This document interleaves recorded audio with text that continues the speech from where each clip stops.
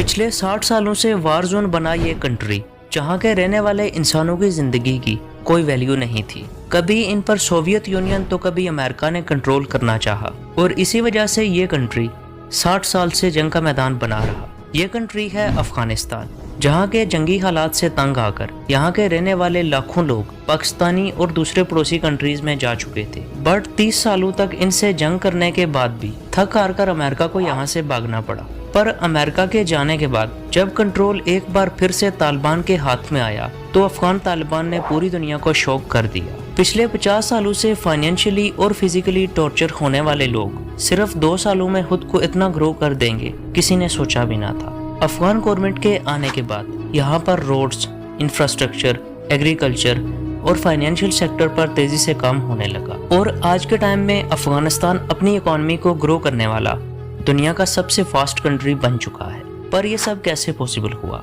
अफगानिस्तान की इतनी डेवलपमेंट किस वजह से हुई? इसका रीजन है यहाँ पर लगाए जाने वाले बड़े बड़े मेगा प्रोजेक्ट, जिन पर आज हम बात करेंगे। वीडियो देखने के बाद अगर आपको सही लगे तो चैनल को सब्सक्राइब कर देना। लार्जेस्ट अंडरग्राउंड टनल ये है सलांग टनल, जो नॉर्थ अफगानिस्तान को साउथ से मिलाएगा। बट ये टनल कैसे अफगानिस्तान के लिए इकोनॉमी चेंजर बनेगा? देखिए दोस्तों, सलांग टनल को हिंदुकुश के पहाड़ों के बीच से होकर गुजरता है। यही रीजन है कि ये टनल आधे से ज्यादा अफगानिस्तान को आपस में ट्रेड करवाता है। बट यहाँ पर प्रॉब्लम ये है को हिंदुकुश के पहाड़ ऑलमोस्ट आधा साल बर्फ से ढके रहते हैं, जिसकी वजह से यहाँ कोई भी रोड्स और दूसरी कंस्ट्रक्शन बेकार हो जाती है। और बर्फ पड़ने की वजह से नॉर्थ अफगानिस्तान का ट्रेड काबुल से बिल्कुल खत्म हो जाता है और दूसरे रास्ते पर जाने वाली गाड़ियाँ और ट्रक्स बुरी तरह से बर्फ में फंस जाते हैं। इसी चीज को देखते हुए अफगान गवर्नमेंट ने इस मेगा टनल को रिकंस्ट्रक्शन करने का प्लान किया है और इसमें अफगानिस्तान का साथ दे रहा है चाइना। ये टनल बनने के बाद न सिर्फ टाइम बचेगा बल्कि पूरा साल अफगानिस्तान के दोनों रीजन आपस में ट्रेड और ट्रैवल करते रहेंगे और यहाँ के लोगों की जिंदगी बहुत आसान हो जाएगी। सलांग टनल की ऊंचाई 5 मीटर है, जबकि इसकी चौड़ाई 6 मीटर है। इस पूरे टनल को बनाने की कॉस्ट $640 मिलियन आएगी।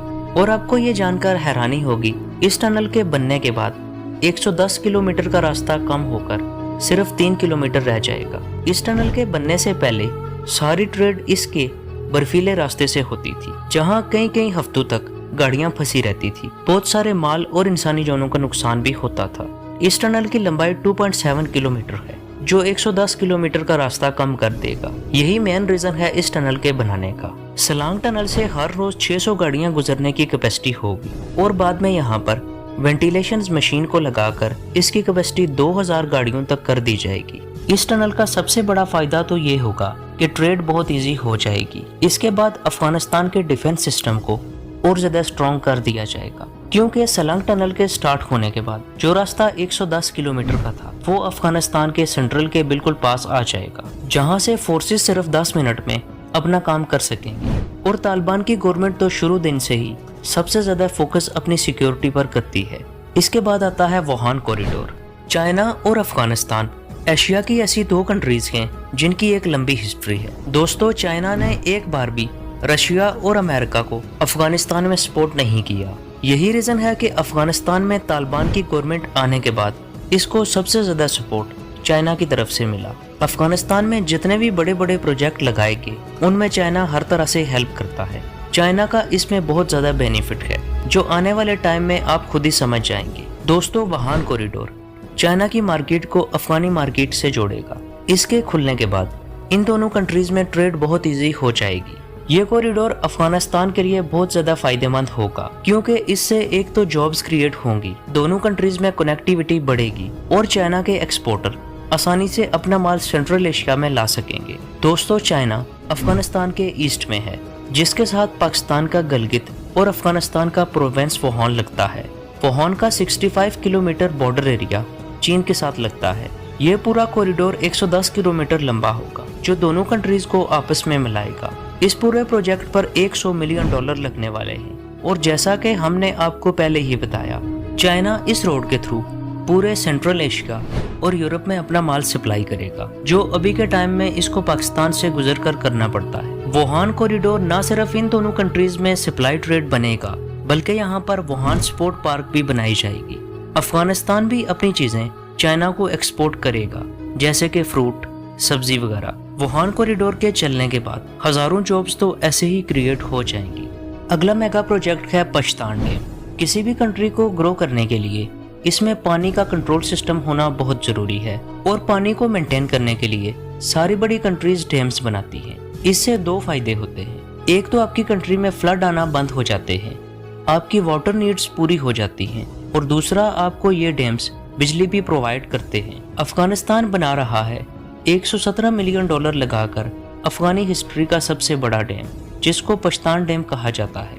पछतान डैम अफगानिस्तान की प्रोविंस खैरात में बनाया जा रहा है, जिसको बनाने का रीजन नई जॉब्स क्रिएट करना, एग्रीकल्चर और बिजली की नीड्स को पूरा करना है। यहाँ पर एक बात आप जान लें, अफगानिस्तान में जितने भी बड़े बड़े मेगा प्रोजेक्ट लगे हैं, इनमें से बहुत कम ऐसे हैं जो फॉरेन एड्स पर डिपेंड हों, और यहाँ पर ज्यादातर काम लोकल इंजीनियर्स ही कर रहे हैं। पछतान डैम हेरात सिटी के 20 किलोमीटर ईस्ट की तरफ बनाया जा रहा है। इस डैम को बनाने का प्लान 600 साल पहले हो चुका था, बट टेक्नोलॉजी ना होने की वजह से और अफगानिस्तान में जंग लगी रहने की वजह से ये आज तक कंप्लीट नहीं हो पाया। अभी तक ये डैम 85% कंप्लीट हो चुका है, और इसका 15% काम तालिबान गवर्नमेंट ने करवाना है। इस डैम को बनाने के पीछे सबसे बड़ा रीजन इसके आसपास के रेगिस्तानों को सब्जे में कन्वर्ट करना है, जिससे अफगानिस्तान की एक्सपोर्ट में इजाफा हो। नेक्स्ट मेगा प्रोजेक्ट है कंधार एयरपोर्ट। अफगानिस्तान के हार्ट में बना कंधार एयरपोर्ट, जो कि एक टाइम में इस एरिया का सबसे बिजी एयरपोर्ट था, बट अफगानिस्तान पिछले 60 सालों से जो हालात फेस कर रहा है, उसने अफगानी इकोनॉमी को बुरी तरह से डैमेज किया, और इसी का रिजल्ट ये है कि कंधार एयरपोर्ट अभी के टाइम में इंटरनेशनल फ्लाइट्स के लिए पूरी तरह से बंद है, जिसका सबसे बड़ा फायदा दुबई उठा रहा है, क्योंकि ये दोनों एयरपोर्ट्स आपस में काफी क्लोज हैं। बट अफगानिस्तान की नई गवर्नमेंट एक बार फिर से इस एयरपोर्ट को एशिया का सबसे बिजी एयरपोर्ट बनाना चाहती है। ये एयरपोर्ट एशिया के सबसे बड़े एयरपोर्ट्स में से एक है, क्योंकि इसका रनवे 3000 मीटर लंबा है और इसकी चौड़ाई 45 मीटर है। अभी के टाइम में यहाँ से कुछ ही 100 लोग ट्रैवल करते हैं, बट फ्यूचर में ये कैपेसिटी मिलियन तक चली जाएगी।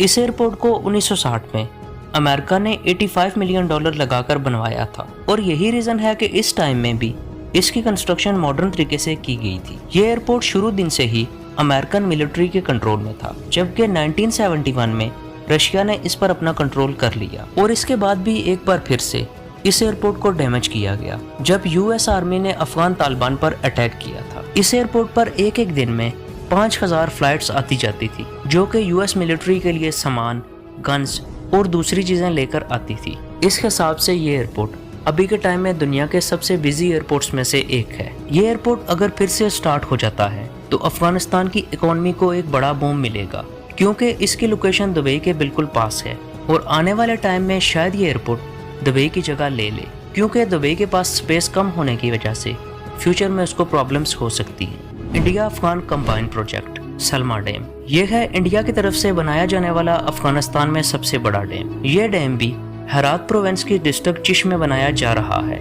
इस डैम को बनाने का काम हरी रिवर पर जारी है। हरी रिवर ऑलमोस्ट 1124 किलोमीटर लंबा है, जिसका 560 किलोमीटर फ्लो अफगानिस्तान में है। सलमा डैम अफगानिस्तान की हिस्ट्री का सबसे बड़ा प्रोजेक्ट है। इस डैम को अफगानिस्तान के फॉर्मर प्रेसिडेंट सरदार मोहम्मद दाऊद खान ने अनाउंस किया था, बट अफगानिस्तान की बुरी कंडीशन की वजह से इस डैम का 25% काम ही कंप्लीट हो चुका है, और तालिबान की गवर्नमेंट बनने के बाद इंडिया ने इस प्रोजेक्ट में अपना इंटरेस्ट शो किया, जिसके बाद इसका बाकी बचा 75% काम इंडियन गवर्नमेंट करवाएगी, और इससे आने वाली 42 मेगावाट बिजली में इंडिया का भी हिस्सा होगा। इस डैम पर $80 मिलियन की कॉस्ट आएगी, और इस पर लगने वाला सारा पैसा इंडियन गवर्नमेंट लगाएगी। दोस्तों, ये तो एक छोटी सी लिस्ट थी अफगानिस्तान में लगाए जाने वाले मेगा प्रोजेक्ट्स की। इसके अलावा भी दर्जनों ऐसे प्रोजेक्ट हैं जिन पर अफगान गवर्नमेंट तेजी से काम कर रही है। आने वाले टाइम में इन पर भी हम डिस्कस करेंगे, बट आप मुझे कमेंट में बताओ अफगानिस्तान की नई गवर्नमेंट